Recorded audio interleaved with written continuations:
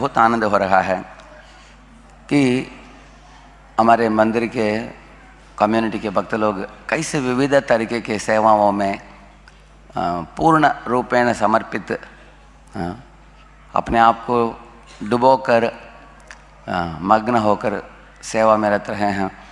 तो प्रभा जी बहुत खुश होंगे इसको देखकर। जैसे कल मैंने देखा इधर नीचे सत्यवती माता जी और टीम जो भगवान के शिव विग्रह की अभिषेक का कार्यक्रम, साथ साथ वृंदावन के भगवान कृष्ण और गोपों की विविध गोपियाँ उनके विविध लीलाओं का प्रदर्शनी बनाया था उन्होंने। और उधर पवित्र मंजरी माता जी उस मंदिर में अभिषेक को देख रही है उधर। इस तरह अनेक प्रभु जियाँ माताएँ कल स्टॉल्स लगाए थे, विविध तरीके से लोगों को कृष्ण से जोड़ रहे हैं।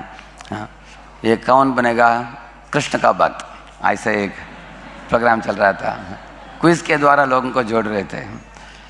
इस तरह अनंत देव माता जी का उनका एक स्टॉल था, विविध तरह की बहुत अच्छी तरीके से आधुनिक लोगों को समझाने के लिए विविध पोस्टर, उसके बाद एक वीडियो शो।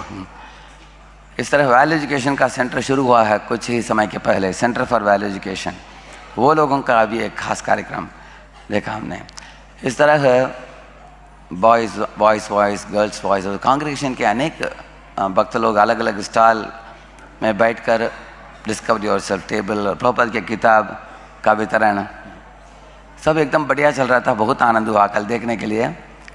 और शायद आपको मालूम होगा कि कुछ ही महीनों के पहले इस ग्रेस बाल गोविंद प्रभु ने कुछ गुरुकुल का सेवा चालू की है। पहले इधर विद्याश्रमा करके शुरू हुई थी, स्कूल जाने वाले बच्चों को सुबह शाम थोड़े आध्यात्मिक बोध का लाभ दे रहे थे। लेकिन अभी एक 5 बच्चों के साथ एक गुरुकुल चालू हुआ है शिक्रापुर के पास, जो प्रभुपाद जी की बहुत इच्छा थी। गुरुकुल के बारे में अक्सर बोलते थे प्रभुपाद जी ऐसे। तो इस तरह अनेक नए नए डिपार्टमेंट पिछले 1 साल में चालू हुए हैं हमारे मंदिर में, जो बहुत अच्छी तरीके से प्रचार को बढ़ा रहे हैं। आज मैं एक महत्वपूर्ण विषय के संबंध में बोलने जा रहा हूँ, जो इस ज़माने में रहने वाले भक्तों के लिए बहुत महत्वपूर्ण है। जब प्रभुपाद जी अमेरिका से वापस लौट आए भारत, आप लोग जानते हैं कृष्ण बलराम मंदिर बनाया उन्होंने। उसके सामने एक कॉलेज है, शायद आप जानते हैं, बॉन महाराज का एक MBA कॉलेज है। तो कुछ भक्तों को प्रभुपाद जी ने उधर भेजा था, उस कॉलेज में जाकर देखो कैसे अगर कुछ प्रचार काम हो सकता है उधर। तो विद्यार्थी लोग जब गए उधर, देखा उन्होंने उधर लड़के लड़कियां सब बैठकर ऐसे एक दूसरे के साथ मजाक उड़ा रहे थे, खेल कूद मज़े में थे ऐसे। तो कुछ भक्त लोग आकर प्रभुपाद जी के पास शिकायत किया, बोला कि प्रभुपाद जी हमने सोचा कि ये बान महाराज ने चालू की है ये बड़ा कॉलेज, तो उधर कुछ तो भक्तिमय कृष्णमय होगा, लेकिन हमने जो देखा हम और भी डिस्टर्ब हो गए उसको देखकर। तो प्रभुपाद जी बोले, देखो मेरे गुरु महाराज ने बोला कि कृष्ण भावनामृत को गंभीरता से प्रदर्शन करना चाहिए लोगों को, लेकिन मेरे गुरु महाराज के कुछ शिष्य जो लंदन में गए, वो लंदन में जाकर पैंट शर्ट बदल लिया अपने आप को, धोती कुर्ता पहनने के बदले पैंट शर्ट पहनकर फ़ोटो भी ले लिया लंदन वासियों के साथ, और वापस लौट आए। और 35 साल में सिर्फ एक भक्त बनाया, एक एलिजाबेथ टवल ऐसे एक स्त्री थी, उसको विनोद वाणी दासी करके बना दिया उन्होंने। तो 30-35 साल में एक माता जी को भक्त बना दिया बस। तो कोई भक्त नहीं बने, क्योंकि ये लोग अपने वातावरण में जो चल रहा था उसके अनुसार अपने आप को परिवर्तित कर लिया। पैंट शर्ट पहन लो, क्योंकि वो लोग पैंट शर्ट पहने नहीं तो नहीं सुनेंगे ऐसे। जब प्रभुपाद जी अमेरिका गए, उधर लोगों ने बोला कि तुम पैंट शर्ट पहनकर नहीं प्रचार करोगे, कोई तुमको सुनेगा नहीं। लेकिन प्रभुपाद ने उन लोगों को धोती कुर्ता पहना दिया, है ना। और प्रभुपाद जी बोले कि ये बान महाराज का बात बोल रहे थे प्रभुपाद जी। ये बान महाराज का योजना क्या था, ये कॉलेज चालू करो MBA का, बहुत विद्यार्थी आकर जुड़ेंगे। हाँ, क्योंकि जब विद्यार्थी ज़्यादा आते हैं ना तभी तो प्रचार होगा। इस तरह सोचकर कॉलेज चालू किया। नतीजा क्या निकला, उधर सब लोग इंद्रिय तृप्ति में मग्न थे, कोई हरे कृष्ण नहीं कर रहा था उधर। अभी भी आप जाकर देखिए, कॉलेज के अंदर प्रवेश करके देखिए, उधर भक्तिमय चीज़ क्या चल रहा है, उधर जाकर देखिए कुछ नहीं है, कुछ संबंध नहीं है। तो आजकल के ज़माने में बहुत बड़ा चुनौती भक्तों के लिए क्या है, लोगों को भगवान में, भक्ति में, शास्त्रों में रुचि नहीं है, क्योंकि सब लोग अपने अपने इंटरनेट में इतने पड़े हैं। ट्रेन में जाकर देखो, सब अपने अपने मोबाइल लेकर बैठे हैं। तो लोगों को, भक्तों को लगता है कि इनको भक्ति की ओर कैसे खींचा जाए, आकर्षित किया जाए, इसलिए हमको थोड़ा ढीला करके उनको देंगे तो तभी तो लोग लेंगे इसको। इस तरह सोचकर अनेक लोग अनेक चीज़ करते हैं आजकल। तो प्रभुपाद जी ने बोला, जब मैं गया, अमेरिका गया, सब लोगों को सेवा में लगाया।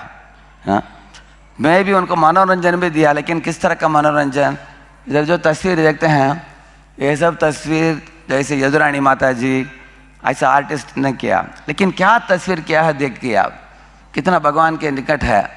भगवान का ही बनाया है तस्वीर। किसी को अंग्रेजी में एडिटिंग बहुत अच्छा आता था, जैसे हाईग्रीव प्रभु, उनको अपने किताबों को एडिटिंग करने में दिया। किताबों को पढ़ कर वो भक्ति में इतने आगे बढ़ गए। आप उनके आर्टिकल्स पढ़ेंगे बैक टू गॉडहेड में, कितना एडवांस्ड आर्टिकल लिखा है उन्होंने उन दिनों में। इस तरह सेवा में लगाया। FATE museum, first Asian transcendental exhibit, ऐसा ही म्यूजियम बनाया है वो लोगों ने, कृष्ण का, चैतन्य महाप्रभु का।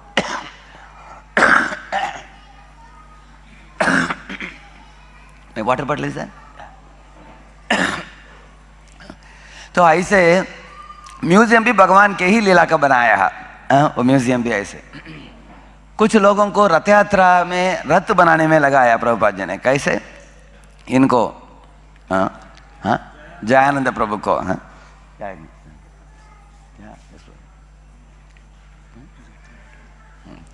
तो जयानंद को लगाया उसमें। वो भी क्या है, रथ यात्रा के द्वारा लोगों को जोड़ा उन्होंने ऐसे। आप देखेंगे प्रभुपाद जी विविध चीज़ों को हमारे संस्था में इंट्रोड्यूस किए थे, लेकिन वो सब चीज़ कृष्ण को केंद्र बिंदु बनाकर करने वाले, साथ साथ मनोरंजन देने वाले कार्य हैं। जो कार्य से मनोरंजन हो जाता है लेकिन कृष्ण केंद्र में नहीं है, वो किसके बराबर है? जो गांव में आप लोग जानते हैं, ये मार मार कर धान्य को निकालते हैं ना, देखा आपने? अगर धान्य पहले से निकल चुका है, उसको मारने से क्या मतलब? कुछ मिलेगा आपको? हाँ, भूसा अगर धान्य पहले से निकाल दिया, उसको मारने से कुछ मिलेगा आपको? मिलेगा क्या? मिलेगा शर्म, मिलेगा दर्द होगा, बस उतना ही। इसलिए धान्य क्या है? कृष्ण है। कृष्ण की नान्यत यथा स्थूल तुषावगाती नाम, भागवत में बताया गया है। इसलिए आप कुछ भी लीजिए, प्रभुपाद ने जो भी किया उसमें भगवान केंद्र बिंदु है। तो प्रभुपाद जी को बोला गया, एक डायलॉग है, आप पढ़ेंगे, आप ऐसा कुछ सामाजिक सेवा आप करेंगे, जैसे अस्पताल खोलना, ऐसा कुछ करना। तो अनेक लोग उनको सुझाव दिया, भारत में आपका संस्था बहुत मशहूर हो जाएगा। लेकिन प्रभुपाद ने बोला कि मैं ये दिखाना चाहता हूँ कि हम कृष्ण को ही पूजा करेंगे, और इसको देकर मैं कितना इस्कॉन को मशहूर करा दूंगा, मैं खुद भी दिखाऊंगा करके प्रभुपाद ने दिखाया। लेकिन आजकल के ज़माने में हम लोग आध्यात्मिक जीवन में कमज़ोर पड़ गए। प्रभुपाद जी जैसे हमारे पास आध्यात्मिक शक्ति नहीं, इसलिए हम इन चीज़ों का सहारा ले रहे हैं, ताकि हम लोग इनका सहारा लेकर लोगों को आकर्षित करने के लिए। इतना ही नहीं, बहुत कुछ हो रहा है। जैसे प्रभुपाद जी ने लंदन में 3 परिवारों को भेजा था, उनमें से मालती माता जी का छोटी बच्ची भी थी। आप किसी भी माता जी को पूछिए, भारत में छोटी बच्ची वाली माता को कोई परिवार वाले छोड़ेंगे क्या प्रचार काम में?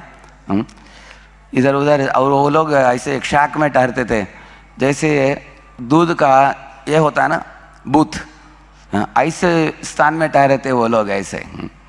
तो हमें जानना चाहिए कि बहुत खतरों को सामना करके प्रभुपाद जी के शिष्यों ने प्रचार करके इस बड़े संस्था को बड़ा किया है, जो हम लोग प्राप्त किया अभी हमारे पास है। तो प्रभुपाद के ज़माने में गृहस्थ ब्रह्मचारी कुछ फर्क नहीं था, उनके पास एक ही धन था, कृष्ण के ऊपर श्रद्धा। तो आप देखेंगे वृंदावन का मंदिर जो कृष्ण बलराम मंदिर में इतना जोरदार भीड़ आता था, लोग कीर्तन में जुड़ते थे, प्रसाद पाते थे, उधर पुरुष स्त्री सब लोग, बच्चे बूढ़े सब लोग आकर भगवान के नाम लेना, दर्शन लेना, सब उसमें जुड़ते थे। लेकिन उसके अपोजिट जो कॉलेज चल रहा है उधर क्या कुछ तो भौतिक चीज़ चल रहा है, आध्यात्म के साथ कुछ संबंध नहीं है उसका। वो भी, ये भी एक महाराज है, वो भी एक महाराज है, वो बान महाराज है, प्रभुपाद महाराज है, आप देखेंगे। तो इस तरह प्रभुपाद जी जब प्रचार किया झांसी में, पहले एक शिष्य बनाया, नाम था उसका प्रभाकर। तो उसको प्रभुपाद जी ने दीक्षा दिया, आचार्य प्रभाकर करके नाम दिया। लेकिन प्रभुपाद ने देखा कि ये आचार्य प्रभाकर संस्कृत का टीचर था, लेकिन भक्ति करता था, लेकिन औपचारिक रूप में लगन के साथ हृदय को लगकर नहीं करता था वो। तो प्रभुपाद जी ने उसको, वो डॉक्टर था, कुछ मेडिकल इसका था। तो प्रभुपाद जी ने देखा कि मुझे ऐसे अनुयायी चाहिए, पुरुष हो, स्त्री हो, बूढ़े हो, युवक अवस्था में हो, कोई भी हो, जो कृष्ण के लिए हृदय दे सकती है कोई। तो भारत में मिले नहीं प्रभुपाद जी को, तो भारत छोड़कर प्रभुपाद जी अमेरिका गए।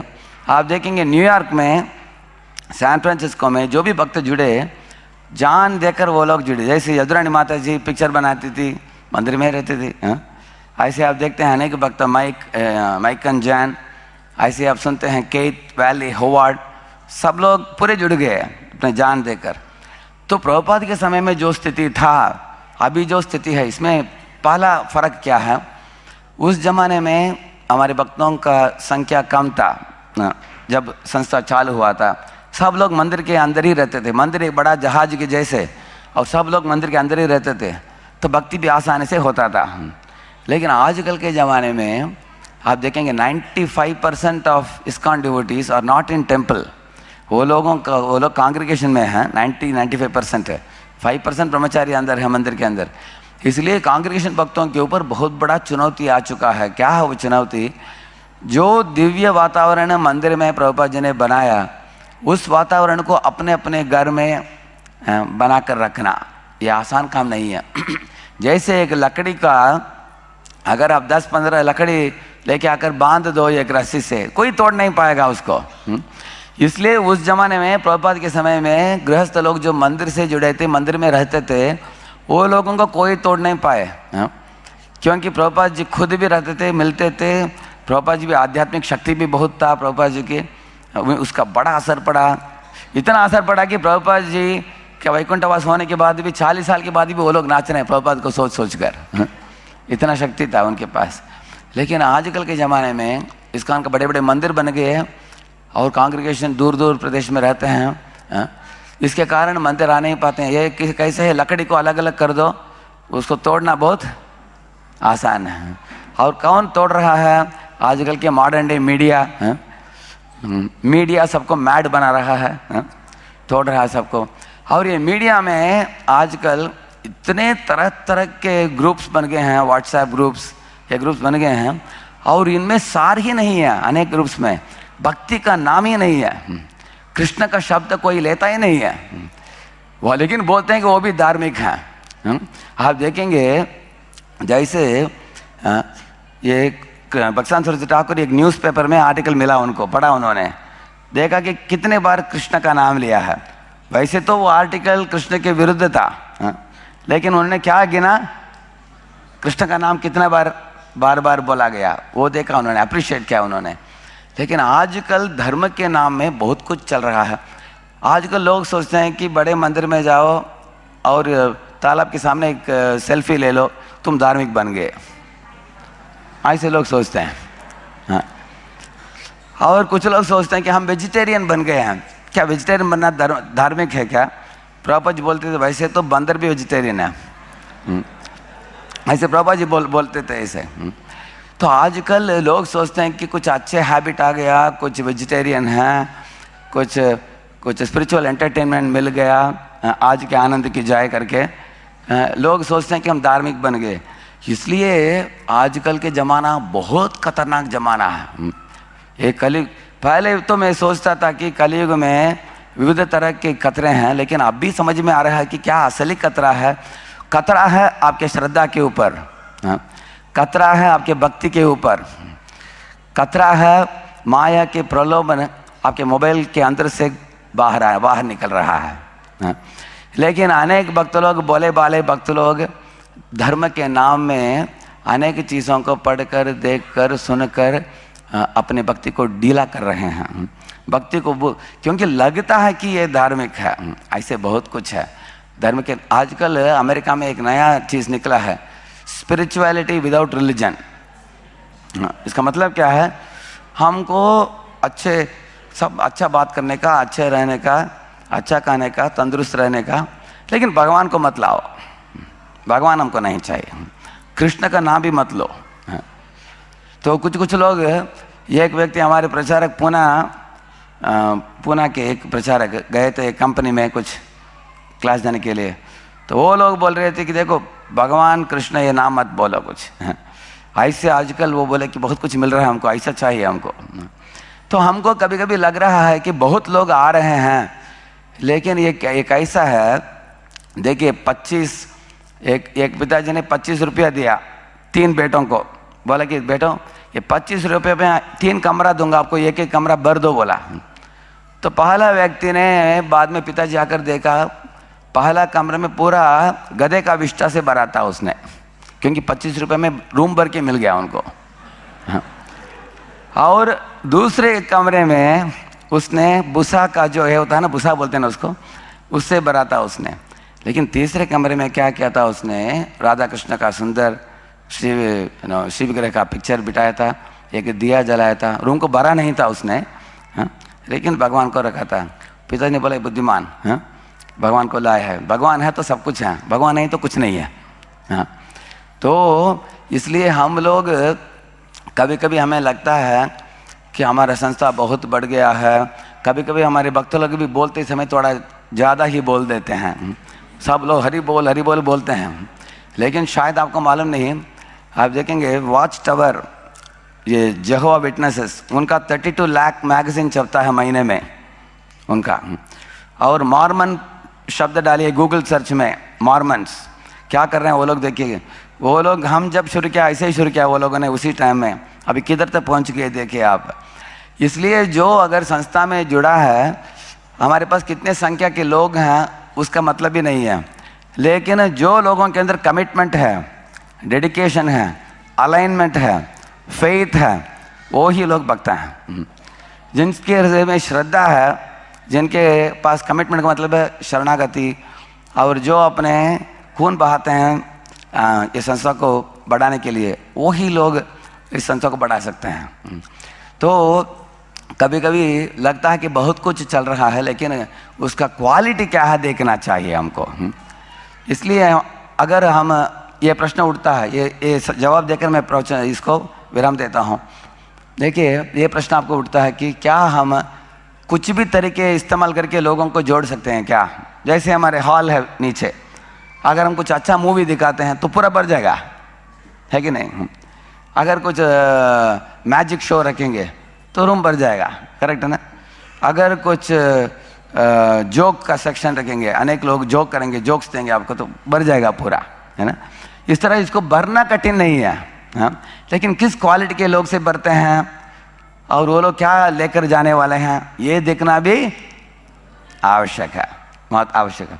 इसलिए भागवत में हम पढ़ते हैं, जब परीक्षित महाराज को सुखदेव गोस्वामी ने बोला, तस्मात् भारत सर्वात्मा भगवान ईश्वरो हरिः श्रोतव्य कीर्तितव्यश्च स्मर्तव्यश्च चेतता भयम।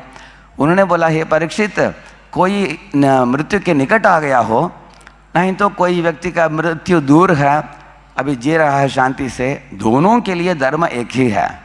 क्या धर्म है? भगवान हरि के बारे में श्रोतव्य, सुनना, कीर्तितव्य, उनकी गुणगान करना, और नाम जपना, वो भी कीर्तन में आता है, स्मर्तव्य, उनको स्मरण करना। ये अगर आप करते हो, आपका प्रचार में जितना इनोवेशन, जितना क्रिएटिविटी आप चाहते हो करो, नो प्रॉब्लम। कल जाकर मैं बैठा था उधर, देखा कौन बनेगा करोड़पति, करोड़पति नहीं, कौन बनेगा कृष्ण भक्त। मैं देखने के लिए गया कि लोग क्या कर रहे हैं, क्या कृष्ण को दे रहे हैं, कृष्ण दे रहे थे वो लोग। इस तरह मैं जाकर अलग अलग काउंटर में देखने के लिए गया। क्यों हम जाते हैं? क्योंकि हमें ये सावधानी रखना चाहिए कि प्रचार में जितना इनोवेशन चाहिए, क्रिएटिविटी चाहिए, आप यूज़ कीजिए, लेकिन प्रभुपाद जी का उदाहरण देखिए। उनके सब क्रिएटिविटी इनोवेशन में हमेशा उन्होंने कृष्ण को केंद्र बिंदु बनाया। क्या हम कृष्ण का नाम दे रहे हैं क्या लोगों को? क्या हम कृष्ण की शिक्षा दे रहे हैं क्या लोगों को? क्या लोग भक्त बन रहे हैं क्या? क्या इस संस्था के निकट आकर लोग गंभीरता से भक्ति को ले रहे हैं क्या? ये देखना बड़ा आवश्यक है। नहीं तो प्रचार के नाम में बहुत कुछ चल रहा है आजकल। और मुझे कुछ बोलने की ज़रूरत नहीं, क्योंकि आप लोग समझेंगे। जैसे प्रभुपाद जी ने जॉर्ज हैरिसन को लिया, देखिए अगर मैं नहीं तो आप जॉर्ज हैरिसन को प्रचार करते थे, हम इतना ढीला पड़ जाते थे हमारे प्रचार में, हम भी उसके साथ नाचते थे हम। लेकिन प्रभुपाद जी ने क्या किया, जॉर्ज हैरिसन को बोला कि देखो तुम गायक हो, ऐसा गाना तुमको लिखने के लिए मैं आइडिया दूंगा जिससे सब जीवराशियों के हृदय में कृष्ण के लिए विरह उत्पन्न होना चाहिए। इसलिए ओ माय लॉर्ड, वो गीत उनको किधर से मिला? प्रभुपाद जी ने आइडिया दिया उनको। हाँ, प्रभुपाद जी के पास आइडिया लेकर उन्होंने सॉन्ग लिखा जो वर्ल्ड हिट हो गया। इस तरह हम लोगों को, बाहर के लोगों को स्ट्रेटन करना चाहिए कृष्ण की दिशा में। ऐसा नहीं कि हम बेंड हो जाए उनके समान। जैसे एल्यूमिनियम का होता है ना, ऐसा करो ट्यों हो जाता हो। स्टील का होता हो बेंड नहीं होता हो। इस तरह हम बाहर के लोगों को कृष्ण की ओर बेंड करना चाहिए। ऐसा नहीं कि खुद ही बेंड हो जाओ और उनके लिए नाटक करो।